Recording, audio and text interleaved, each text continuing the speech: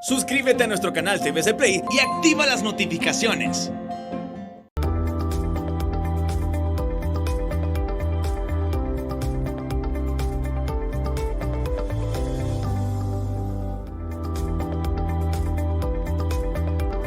Muy buenas noches, bienvenidos al banquillo, gracias por estar con nosotros. Estamos cada vez más cerca de celebrar el bicentenario de independencia.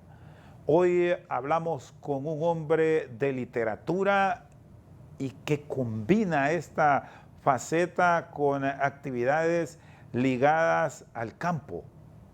Va a ser interesante conocer de su vida. Recientemente se le ha reconocido esa labor en la ciencia por parte de las autoridades educativas. Premio Nacional de Literatura Ramón Rosa. Ingeniero Ernesto Bondi, es un gusto que nos acompañe y compartir de sus experiencias en dos áreas. No sé con cuál se queda ahora, si está más en la escritura, si mantiene su actividad en el campo. Qué placer saludarle, feliz noche. ¿Qué tal, Rosendo? Encantado, es un placer. Es un placer estar acá, es una buena oportunidad para conversar tantas cosas que hay que conversar en este país y hacerse escuchar de tantas personas que creo que tienen que escuchar muchas ideas. Sí, cuénteme. ¿Cómo ha ido ahora en tiempos atípicos de los hondureños y de la humanidad? De pronto alguien dijo que en el campo estaba el desarrollo del país en medio de esta pandemia. Usted tiene ese conocimiento, pero otros se quedaron en casa y es buen momento para aprovechar el tiempo, para leer, para escribir, y usted también maneja ese escenario. ¿Ha preferido alguno? ¿Ha estado en los dos? ¿Cómo han sido estos últimos años? En los últimos años he estado más de escritor que de ingeniero agrícola. De plano sigo siendo ingeniero, he sido ingeniero toda mi vida, pero de repente comencé a escribir.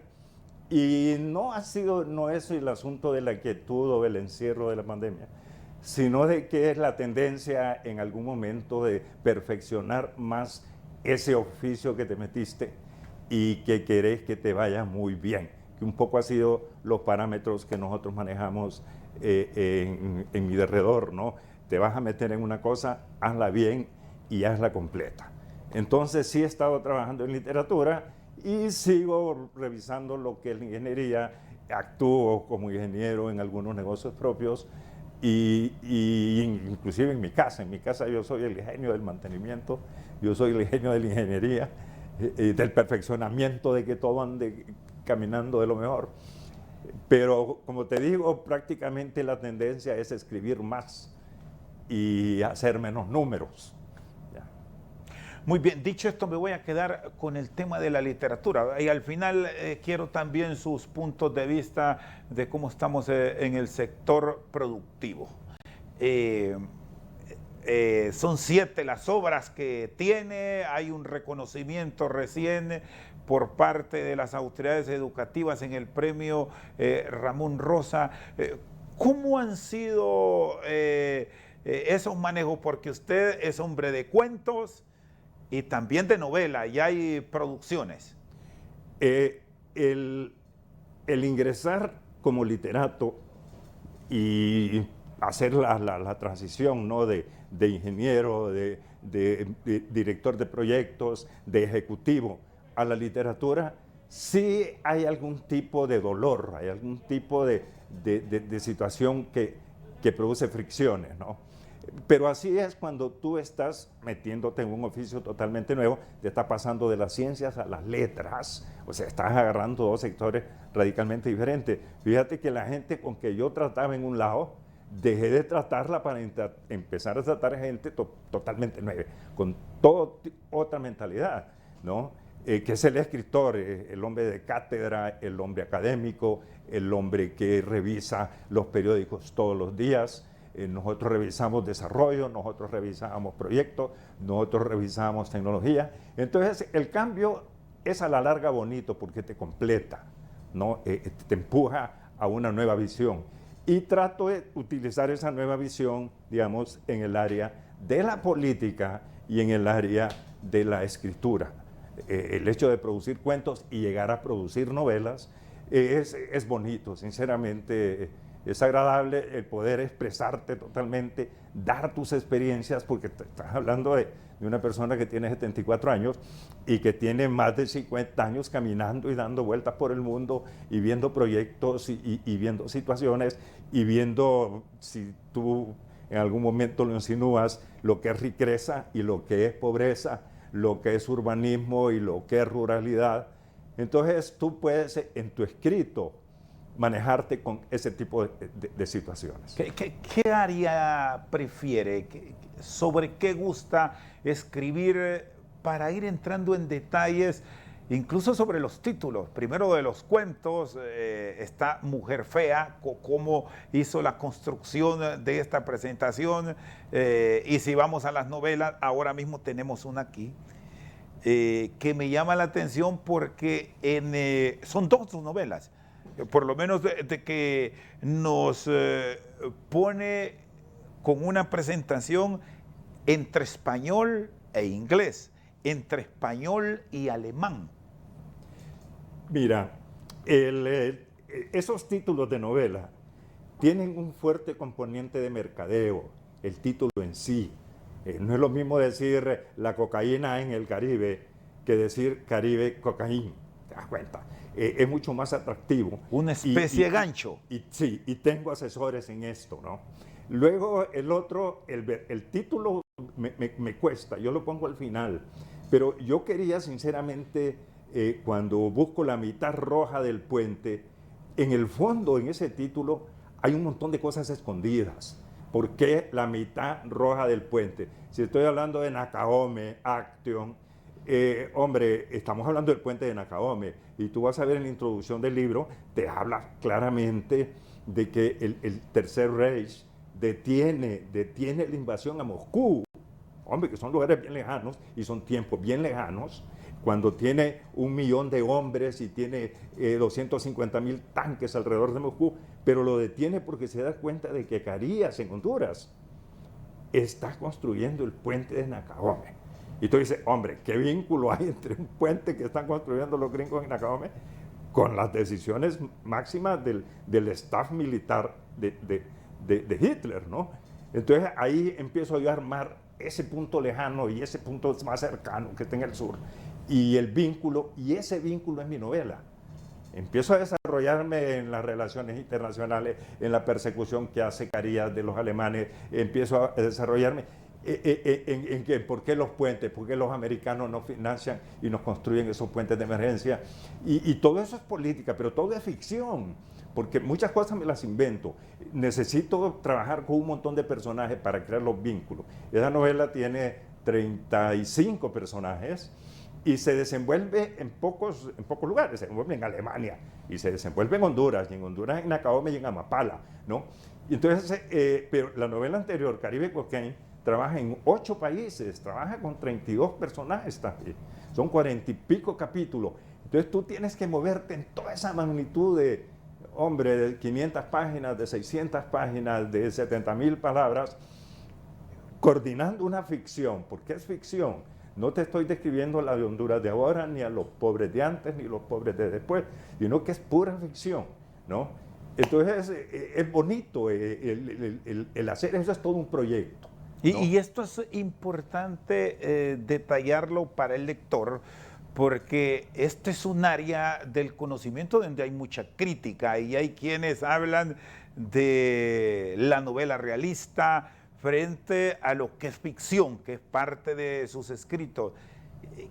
¿Qué tanta aceptación tiene el mercado en el caso puntual de Honduras, de su obra literaria y esa proyección al mundo de sus presentaciones, ingeniero? Mira, el mercado es difícil analizarlo porque no existe.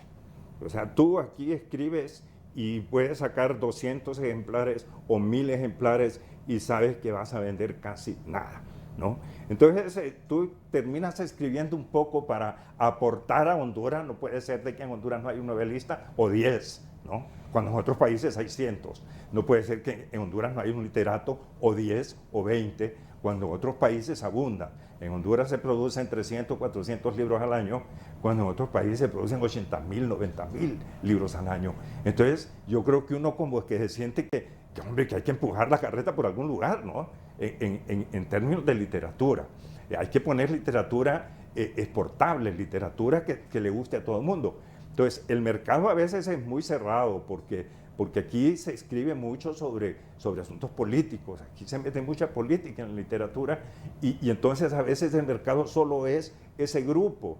Y aquí, te diré, la literatura está quedando prácticamente casi en manos de los catedráticos universitarios. Entonces, ahí hay un mercado porque hay un alumnado obligado y entonces son ellos los que manejan, ¿no?, el concepto. Pero afuera tiene que haber un mercado, tiene que haber un hondureño que se le ocurra saber por qué yo incluyo a Nakahome con Hitler en algún tipo o sea, que tenga curiosidad por este tipo de cosas.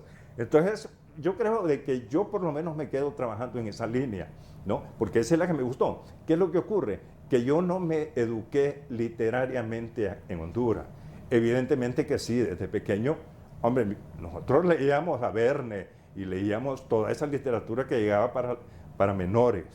Pero después, ya mayor, ya cuando la literatura era parte de tu formación, y yo estudié en Sudamérica, y allá la literatura era diferente que acá. Siempre había política, la hay en todo el mundo, la hay en la Argentina, la hay en México, la hay en todos lados, y está bien, no dudes que yo también tengo elementos políticos de desarrollo en mi novela, ¿no? Porque yo tengo que enfrentar a un general alemán con una secretaria de Nakahome, ¿no? Que los dos tienen que llegar a un acuerdo para ver cómo el presidente hace un decreto de guerra en contra del Reich, ¿no? Entonces, ahí tú tienes que empezar a plantear lo que es el desarrollo y lo que es el subdesarrollo. Entonces, no estás exento de eso, pero lo haces con otro tipo de enfoque. O sea, mi novela no es panfletaria, no es para convencer, sino que es para hacerte agradable la vida, ¿ya? Yo creo que los finales tienen que ser felices y el desarrollo tú tienes que quedar satisfecho, no quedar preocupado de estar viendo pobreza y pobreza y pobreza y al final no tener soluciones porque la pobreza va a continuar, ¿no? Muy bien, está con nosotros el ingeniero Ernesto Bondi. Vamos a ir a una pausa, ya regresamos en esta entrega especial de Al Banquillo.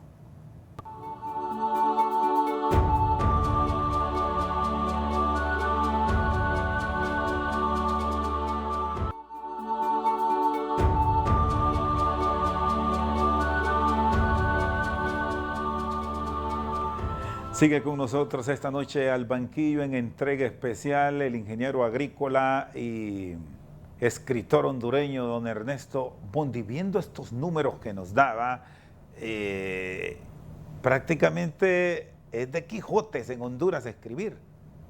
Poco apoyo, poco respaldo y de una gran parte de la sociedad, don Ernesto, debemos decirlo, hasta poco interés, sobre todo en la juventud que está llamada al relevo de nuestro país, que muy pocos se interesan, andan más en un mundo de tecnología que no está dejando los grandes aportes que muchos que peinan canas esperan.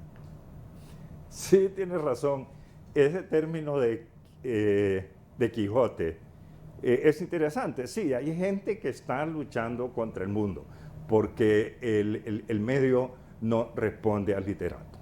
Entonces la gente sigue escribiendo porque hay que denunciar o porque hay que contar o porque hay que inventar y lo sigue haciendo sabiendo de que no va a tener una respuesta generalizada. Ahora, yo escogí el Quijote que no anda corrigiendo entuertos. Otros escritores sí andan corrigiendo entuertos, ¿no? Esa puede ser la diferencia.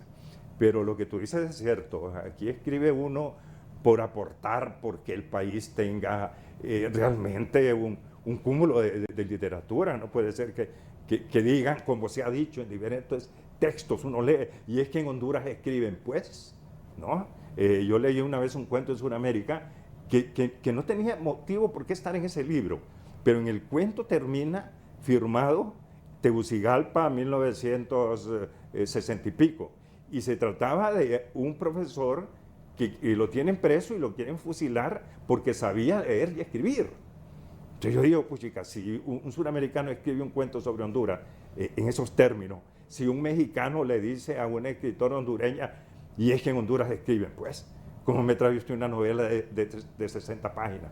¿Ya? Si han ocurrido ese tipo de cosas, yo creo que uno tiene que poner su parte, a ver cómo salvas un poco esos honores nacionales de nuestra población, que no es realmente tan primitiva, pues, ¿no? ¿Qué se debe hacer, don Ernesto, a nivel de la academia para interesar al hondureño? Y hablando en términos generales, porque hablábamos del ejemplo de la juventud, pero si abrimos ese abanico, casi que gran parte de la sociedad no se interesa. Prefiere otro tipo de actividades, de pronto desconociendo que la lectura de un cuento, de una novela, una buena producción literaria, puede encontrar mucho acervo de éxito para el futuro. A mí me parece que la academia lo que tiene que darle a esto es entusiasmo y promocionar más. Porque si la gente no lee, no es porque tiene aversión a leer. Nadie ha dicho yo no leo porque odio eso. No, la gente no lee porque no ha sido suficientemente inducida para eso. Tú ves, viene el celular, el teléfono inteligente, y la gente inmediatamente se induce a ello porque por algún tipo de mecanismo de mercadeo, de que no puede estar fuera de ello. Entonces yo creo de que nosotros sí deberíamos de tener una literatura simpática y también una academia y una oficialidad, ¿no?, que induzca a eso. Hay algunos ejemplos interesantes en este momento que se están dando en Gracias. Hay un proyecto que está induciendo a la juventud, a los niños, al uso de las bibliotecas. Hombre, cuando tú sabes sobre ese proyecto te das cuenta de que es un proyecto favorable, maravilloso, y es un proyecto con mucho color, con mucho entusiasmo, con mucha participación de la juventud. Estás hablando de los colegios, ¿no? Entonces, cosas ingeniosas como esa, cosas realmente que uno puede tomar de otros lugares y meterlas, digamos, en el sistema educativo nacional. El trabajo de los docentes para arrancar con esa educación desde los párvulos hasta los que tienen la posibilidad de llegar a la educación superior con maestría y doctorado. ¿Cómo desarrollarlo para hacer conciencia y buscar en esa ciudadanía un acercamiento hacia los libros? ¿Se está trabajando en eso? De pronto, aquí agrego, hemos aprovechado, don Ernesto, la pandemia para ese ciudadano que se quedó en casa para apartar un tiempo para leer, o nos hemos divagado en otras cosas y los docentes no han inducido por esa ruta. Mire, el problema que yo veo del docente es que es un elemento de protesta, no es un elemento de desarrollo. Y entonces yo me quedaría en esa observación, que es difícil sostenerla y no sé hasta dónde puede llegar, pues tampoco es la generalidad, pero la docencia general, no te estoy hablando de alguna docencia privada que tiene que seguir normas porque sigue normas y tiene que cumplirla porque en eso está su trabajo. No, la docencia pública, digamos, agarra para cualquier lado. Yo he estado viendo casos en mi experiencia como ingeniero en donde la docencia se opone a una mina, la docencia se opone a un proyecto hidroeléctrico. ¿Y con qué argumentos? En este momento no lo dudes y puedes verlo por la reacción de la universidad. La docencia se opone a las sedes.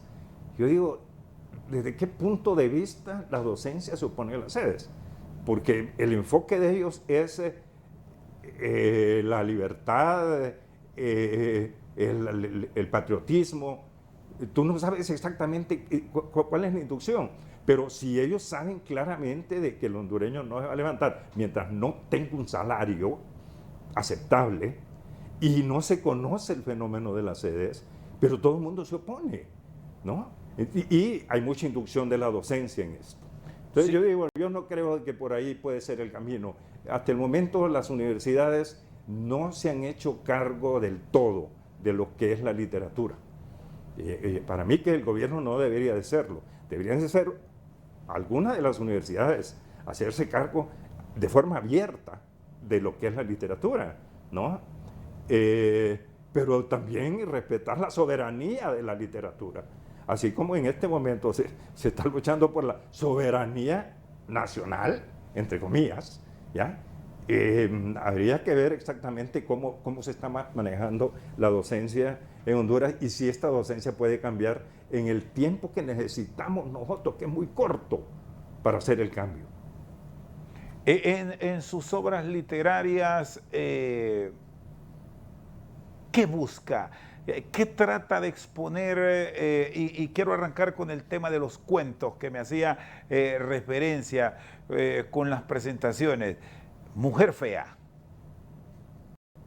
¿Por qué? Si normalmente la presentación, alguien diría, no suena bien, pero al encontrar e ir al desarrollo de... Son 6 o 7 cuentos, don Ernesto, los que están en Mujer Fea. Son 6 cuentos. Encuentra maravilla.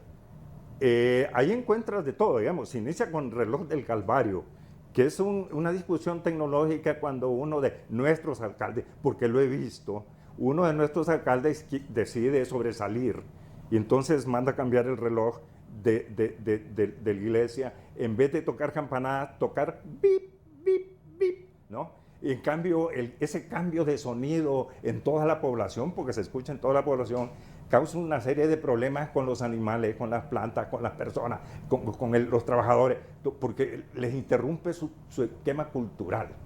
Y yo me acuerdo entonces una vez que cuando aquí se empiezan a poner semáforos, allá en los años 60, a un alcalde de Comayagua salió feliz porque él iba a modernizar su ciudad y puso un montón de semáforos y no capacitó a la gente y había accidentes todos los días, ¿no? Entonces, ese es un poco, ahí hay una crítica sobre ese aceleramiento tecnológico que tenemos nosotros.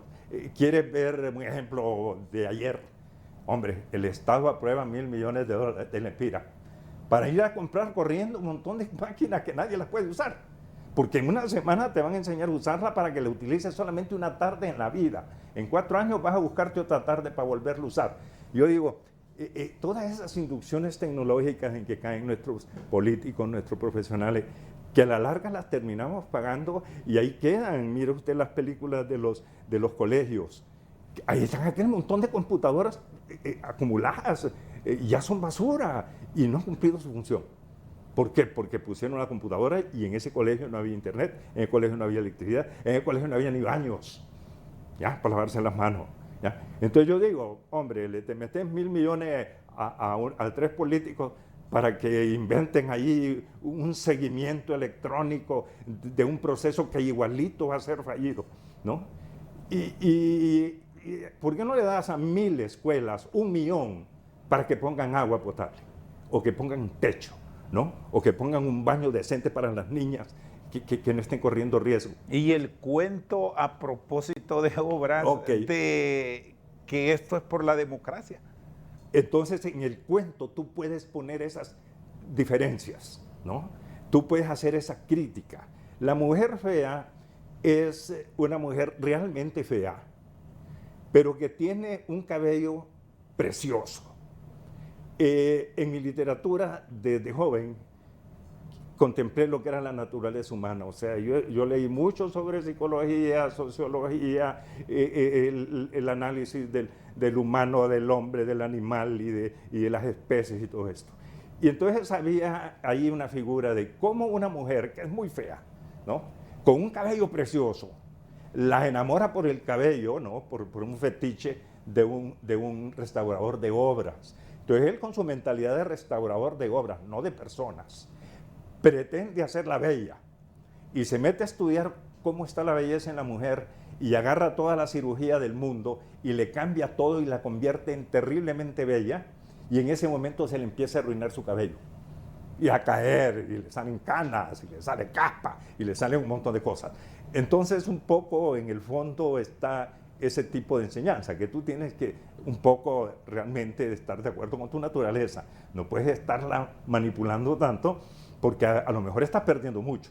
Entonces, un poco por eso viene el nombre, ¿no? Porque realmente ahí hay una discusión sociológica y psicológica sobre la belleza, ¿no? La mujer es fea en realidad, o no, no, pero en ese momento yo te la planteo, te la describo y te la soluciono, porque yo creo que los cuentos tienen que tener una solución, ¿no?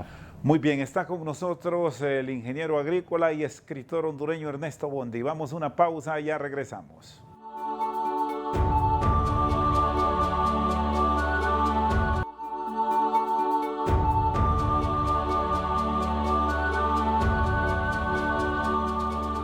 Seguimos esta noche al banquillo, entrega especial en el marco del bicentenario de la independencia de nuestro país con el ingeniero agrícola y escritor don Ernesto Bondi. Tiene algo que ver, hablando del lector nuestro, nos vamos a quedar con el mercado hondureño. El tamaño del texto para interesarse en él, porque de pronto alguien dirá, son más de 500 páginas y lo van dejando ahí olvidado, pero de pronto puede encontrar un ciudadano que diga, son 1000 páginas y quiero seguir cuando lo comencé a leer porque encontró una trama maravillosa. ¿Qué es lo que pasa realmente con el escritor hondureño frente al lector, don Ernesto? Bueno, sí tiene que ver con el escritor, con el lector y con el medio. Primero, de que el escritor tiene que definir si quiere hacer una novela y tiene que hacerle bien. El escritor tiene una trama en la cabeza y la trama la tiene que ir desarrollando en el nudo y en el inicio y al final. Y entonces hay que poner en una novela, ¿no? En una novela hay que poner una serie de elementos colaterales como descripciones, lugares, viajes, etcétera, etcétera, ¿no? Entonces eso te va llenando texto. Si tú le tienes miedo a llenar texto, entonces no vas a hacer tu novela como debe de ser. Pero si estás viendo tú al mercado y vas a ver que la gente, primero que te va a salir costoso, ¿ya? Producirla, y nadie te la va a producir. Aquí no hay editoriales que te van a pagar tu presentación. Y la gente posiblemente la rechace porque, digamos, muchos de los que compran son los alumnos de colegio y de universidad. Y la gente siempre anda acabada, a uno se le acercan, cuando he dado conferencias en la universidad, se te acercan y te dicen, mire, ingeniero, ¿y esa novela cuánto la anda vendiendo? Yo la ando vendiendo a 100. ¿Y por qué el profesor no la vendía a 200? Entonces tú te das cuenta que en el camino hay un encarecimiento del producto y la gente no puede. Si tú le recomiendas 3, 4 novelas a un alumno de letras y tiene que pagar 400, 300, ahí tenés un gran problema. Luego, si tú le recomiendas un libro a un niño y la madre tiene que ir a comprar, ahí tienes otro problema porque los libros pueden ser caros. Recuerda que la literatura infantil viene a colores y viene con páginas brillantes, ¿no? Y eso cuesta mucho más. Entonces hay un problema de costos y también de pereza. Hay ocio. Aquí hay ocio para todo y hay ocio para leer. Entonces te dice una vez un amigo que le regalé un libro bonito de 400 páginas que compré en España, pero lo compré mal, no me fijé bien, y era un libro dedicado para juventud, para muchachos de 14 a 18 años, ¿no? Entonces cuando lo comencé y lo vi, pues dije, no me interesó. Y había una persona que andaba por ahí y se lo regalé. Entonces al tiempo me lo encontré y le digo, oye, ¿y qué pasó con el libro? ¿Que te gustó? Ah, no, me dice, muchas páginas. Vamos a su primera respuesta. Gente de la clase media que uno cree que tienen otro tipo de inducción. No, me dice muchas páginas. Y esa respuesta es fácil verla cuando tú hablas con la gente de las librerías y llegan y dicen, mire, fíjate que me recomendaron este libro para la clase de tal lugar. Y, pero no tiene uno más pequeño, le dicen. ¿Ya? ¿Por qué? Porque hay una tendencia a rechazar la excesiva lectura, porque como no hay costumbre de lectura. Una vez un rotario me dijo, te estoy comprando el libro con gusto porque me parece que tengo que tenerlo en mi biblioteca, pero no me sientes a leerlo, me dice. Pero un rotario no es cualquier persona. No me sientes a leerlo, me dice, porque a mí me gusta sentarme, a distraerme, pero estar con el control cambiando canales. ¿ya? Pero sentarme en una esquina a leer, me dice, no me siento jamás. ¿Ya? La tecnología ha sido buena alternativa, don Ernesto, en los últimos tiempos y más ahora en pandemia, poner la literatura disponible en la red, o tampoco ahí hay ese interés. No, fíjate que sí podría verlo, y inclusive hay algún tipo de tecnología literaria, llámale. Está haciéndose cada vez más común hablar de microficción, de minificción, de microcuentos, al grado que a mí me acaban de invitar a participar en 2 antologías, una en Sudamérica y una aquí en Honduras. Y esa antología de Honduras ya se fue, no ha sido publicada, pero sí está en la red, ¿no? Y son 21 escritores en donde hay gente que hay que quitarse el sombrero porque son microescritores espectaculares, ¿no? Y son 61 cuentos. Entonces, esos cuentos de media página, sí es bien fácil tirarlos por un teléfono, porque la gente también en el teléfono no te va a leer 400, 500, 600 páginas. Pero, digamos, en mi caso, mi última literatura, mi última novela y los 2 que estoy sacando ahora, todos van a estar online. O sea, que tú lo puedes bajar con ebook, ¿ya? Y van a estar disponibles a ebook, y en el mundo en este momento la gente está leyendo en ebook. Aunque el literato clásico dice que eso nunca nos va a sustituir, para mí que sí. Y que hay que estar ahí, hay que tener los cuentos ahí. Además de que si yo pongo en internet mi cuento, va a quedar por siempre. Pero si yo solamente lo vendo acá, como es esa novela que tú tienes en la mano, bueno, el momento se acabó, y si no tienes tú una inducción para sacar otra edición, ese libro ha de haber quedado en un par de bibliotecas, pero si no, se perdió, ¿no? Y como ha ocurrido con muchos cuentos, libros en Honduras que han de haber sido muy importantes, que nunca se editaron y se extraviaron. Don Ernesto, ¿se reúnen los hombres de academia dedicados a estar en la escritura en nuestro país, a discutir, a hablar de temas? ¿Se autocritican o están aislados? Están aislados, escritores, te estoy hablando de escritores, no necesariamente hombres de academia, porque las academias... Escritor como tal. Sí, escritor. Los académicos sí se reúnen, digamos, en la academia que yo pertenezco, se habla mucho del idioma, que es la herramienta para el escritor, ¿no? Y entonces se critica y se aporta y se promueve, pero el idioma, no la escritura. Los escritores no, los escritores están totalmente dispersos. Los escritores casi todos trabajan individualmente, no trabajan mal, trabajan bien individualmente, y si se reúnen es porque tienen otro tipo de afinidades, por decirle el partido político o la creencia ideológica, o tal vez alguna decisión literaria. Y ¿no? de pronto más bien esta área que ahora mismo me plantea los ha distanciado más, porque hay quienes simpatizan con un color y se han perdido hasta amistades. No, terrible. Por eso. Sí, terrible. Después de ese golpe de partido que le hicieron a Mel, hombre, ahí ha habido... El 2009 rompió cualquier caramba, buena con relación. todo el mundo, ¿ya? Hasta odios hay. Oiga, ¿ya?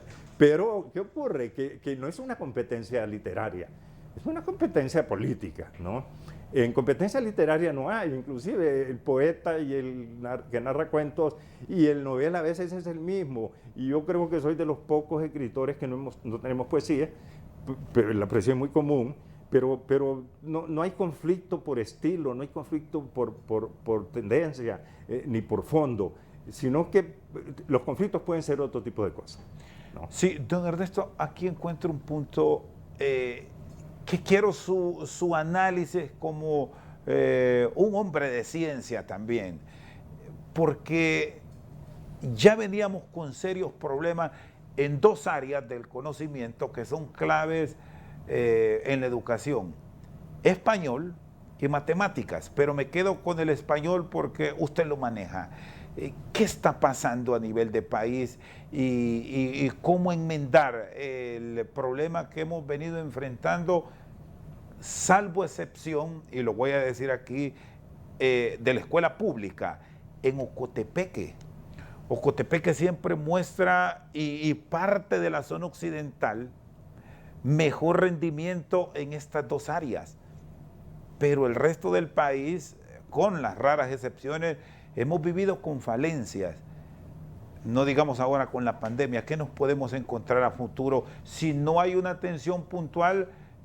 Ya ubiquémonos en el próximo gobierno, donde se supone que estaremos ya un poco mejor de la pandemia. Mira, en el contexto nacional, yo acumulo escepticismo y fatalidad.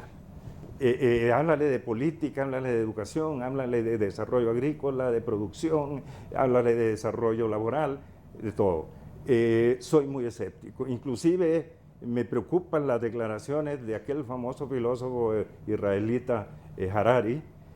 Me preocupa porque me parece que las dijo antes que yo. Me parece que yo estaba empezando a pensar como él y él se me adelantó. Creo yo de que cuando tú hablas del español, cuando tú hablas de las matemáticas, todo eso se concentra en educación. Nosotros nos preocupamos, si no es la educación, el idioma no va a entrar bien, ¿no? Entonces, yo creo que eso no tiene solución, discúlpame, y que me disculpe el público, pero aquí yo no estoy viendo por qué lado uno podría mejorar esas condiciones, porque el problema es tan masivo y que hay que cambiar a tanta gente para que respondan de forma rápida. Va a ser imposible, va a ser imposible. Tendríamos que darle fantasía, o poner a los escritores a que pero no ponerlos a hacer una nueva constitución, ¿ya? Sino es que anden buscando realmente soluciones para llevar comida a la mesa de los hondureños, ¿ya? El hondureño tiene que tener comida para preocuparse por la educación de sus hijos, si no puede ni comer, ¿ya? No puede pagar un internet, no va a poder pagar el bus, no va a poder pagar el uniforme, no va a poder absolutamente nada. Si los alcaldes no son suficientemente capaces de desarrollar correctamente sus comunidades, sus escuelas nunca van a tener inodoros, ya, jamás, ¿ya? O no van a tener vigilantes, porque se ve el vigilante y entran unos vagos y se llevan el inodoro, ¿ya? Y que los padres de familia empezaron a pelear para tenerlo. Entonces, mire, es un círculo de pobreza y de incapacidad y de mediocridad que no lo podemos resolver en media generación, ¿ya? Y Harari solo nos dan una generación para morirnos, no para salvarnos. Él no nos pone salvación, él nos dice se van a morir, van a desaparecer. Muy bien, don Ernesto Bondi está con nosotros al banquillo. Vamos a una pausa, ya regresamos.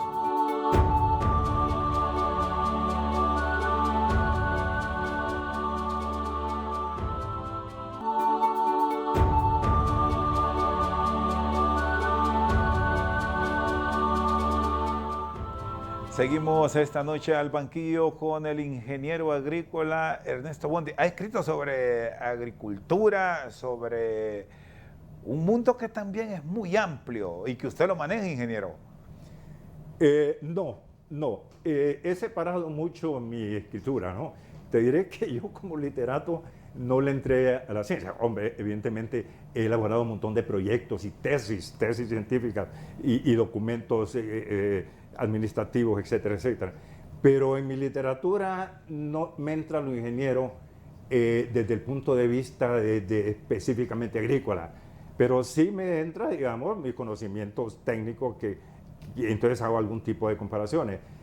Utilizo mucho, como te dije, lo que es la naturaleza humana. Por ahí me gusta jugar, ¿no? Por decirte, agarro de la ruralidad algunos ejemplos, porque tengo que aplicarlos cuando tengo un grupo de mercenarios alemanes haciendo un gran envío de drogas desde una sociedad indígena. Recuérdate que yo estudié en Perú y mi esposa es boliviana y trabajé en Ecuador. O sea que yo los Andes y toda la realidad de los Andes la conozco muy bien. Y a nosotros la droga nos llega de por ahí, aterriza en Honduras, cambia de avión y la mandamos para Nueva York. Entonces, al hacer una similitud de esa con un gran envío, tengo que emplear gente hondureña y tengo que utilizar gente de campo y tengo que usar gente de ciudad y bandoleros y buenos y corruptos. Y entonces ahí es donde incluyo yo, digamos, mis conocimientos de naturaleza humana hondureño, pero no meto el maíz, ni el frijol, ni los nacatamales. Ojo, ojo. Hay un libro de cuentos, mi tercer libro de cuentos, se refiere a 5 comidas hondureñas. Son 5 cuentos, la historia de 5 comidas hondureñas. Estrictamente ficción, no es historia ni otro tipo de investigación histórica. Es ficción, ahí se incluye mucho, porque cuando dice a la orilla del río verbena y que te habla de pimienta y te habla de clavo y de canela verbena, todo eso no se produce en el país. Entonces, cuando me meto en la parte folclórica, sí empiezo a hacer alguna crítica sobre el particular e introduzco mis conocimientos, digamos, en la catamal, que lleva una catamal. Hombre, lleva alcaparras que no se producen acá, lleva aceitunas que no se producen, lleva pasas que no se producen acá, pero lo demás sí. Entonces ahí meto conocimientos agronómicos, ¿no? Pero en mis novelas muy poco. Esta producción Caribe Cooking tiene que ver entonces con ese mundo de los Andes. Allá se produce mucha hoja de coca, pasan por Honduras ya, bueno, ahora hasta aquí ya la producen. Sí, bueno, ahora tenemos laboratorio también. O sea, aquí está una historia que cualquier parecido con lo que hemos vivido, sí, ahí se queda. Sí. Inclusive, pero es interesante porque es una historia que agarra la cocaína, el trasiego a gran nivel, ¿no? ¿Te acuerdas? Es una sociedad indígena en secreto, es un gobierno indígena en la sombra, que quieren liberarse para el futuro y quieren tener una gran inversión y por eso hacen eso. Y por el otro lado, la coca va para la bolsa, va para Nueva York, para meterla en la bolsa, ¿no? Para que sea un ahorro para el futuro del desarrollo de estas etnias. ¿Tienen los escritores, en el caso particular suyo, don Ernesto, un momento propicio para inspirarse, para dedicarse? Le consulto esto porque hemos escuchado de que hay quien escribe en una aeronave y ahí arrancó textos preciosos, otros lo hacen en la servilleta, en un café, de pronto ahí agarró un título que fue una maravilla. ¿Cuál es el momento suyo? ¿O cómo lo encuentran? ¿Cómo se maneja en esa área? Tengo lo que tú dices, porque tengo 2 maletines completos de papelitos que durante 20 años antes de escribir, ¿ya? Venía preparando y poniendo ideas. Lo que tú dices es más propio para la poesía, ¿no? El poeta sí tiene una musa que aparece, lo estimula y él comienza una poesía y la puede terminar en pocos minutos.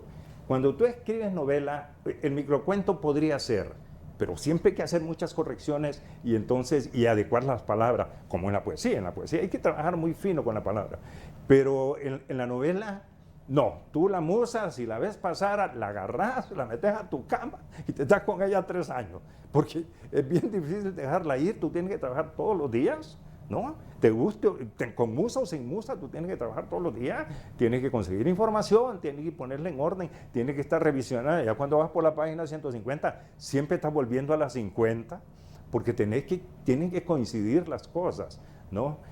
Cuando trabajas con 30, 35 personajes, hombre, de 7 nacionalidades, en una serie de ambientes y de paisajes, tienes que andar haciendo una buena coordinación de toda la información.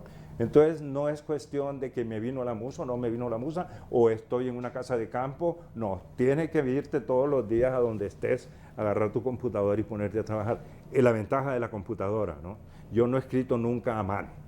Yo desde que escribo, desde el 98 que escribo para acá, he utilizado siempre la computación. La computación te ayuda mucho. ¿Qué recomienda para mejorar en esta área que se debe plantear a nivel del propio Estado? Y debemos tener el reconocimiento a la empresa privada, que en su caso, como muchos otros, ha sido por voluntad propia. Y yo creo que estímulo, digamos, me acaban a mí de dar un premio, que es un premio nacional, y me cayó bello. Porque con el premio, no por el monto que te dan, porque te diré el monto es insignificante para un escritor. Con 15,000 empiras tú no sacas una edición, ¿no? pero y más bien es lo que pierde al sacar una edición, ¿no? El estímulo. Tiene que haber más estímulo a todo nivel de estímulo, ¿no? Para el cuento, para el microcuento, pero no uno, sino que tiene que haber uno a través de los escritores, otro a través de la empresa privada, el otro, mira lo que es el periodista. Al periodista lo premian todos los días y lo invitan a comer y tiene un montón de medallas y pergaminos. Y sin embargo, el premio único de literatura anual se comparte con los periodistas porque es para literatos y para periodistas, porque hay muchos periodistas que es literato, ¿no? Que tienen cuentos y que tienen literatura y que tiene poesía, y eso ha sido desde siempre. Fíjate que el Premio Nacional de Literatura Ramón Rosa tiene 70 y pico años de estarse dando y solo se ha entregado 36 años. Y la mitad son periodistas de esos 36. La mitad también son poetas, ¿no? Cuentistas pocos, muy pocos, novelistas muy pocos, y sí cuentistas los hay, ¿no? Mujeres solo son 4 las que han recibido ese premio, ¿no? De 36, ¿no? Pero de 36 en 70 y pico años. Hay momentos que son difíciles de entender, digamos, durante el gobierno de Ramón Villa Moral no se entregó ese premio. Durante todo el primer tiempo de Osvaldo, del golpe de Estado, de Osvaldo del golpista, tampoco se entregó ese premio. Después, durante el tiempo de Maduro, más bien se andaba viendo cómo se cerraba el Ministerio de Cultura, ¿no? Ahora, en los últimos 7 años, sí se ha estado entregando todos los años, ¿no? Entonces, hay periodos que tú no te explicas qué pasó, por qué lo suspendieron, ¿no?